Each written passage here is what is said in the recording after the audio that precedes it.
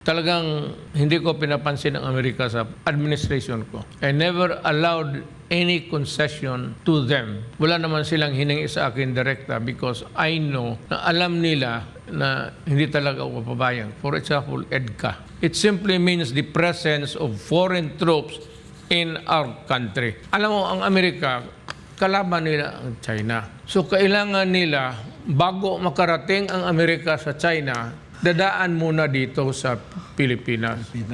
So, importante sa kanila ang Pilipinas, buffer zone. Na bago makalusot itong mga Chinese, dadaan talaga sila muna dito sa mga military installations. Buffer zone ang Pilipinas. So, Amerika, kailangan talaga nila pigilan ang China from advancing to the Pacific. The only way that they can enter into the Pacific, makita mo sa mapa, dito sa Taiwan Strait, between Taiwan and the Philippines, nandyan sa dulo, on the tip of the country, there's a narrow channel there. Ngayon, kung magkagera, fight muna tayo dito bago ka makalusot. Before you can ever even entertaining the idea of conquering the Marianas and Guam, patayan muna tayo dito sa Pilipinas.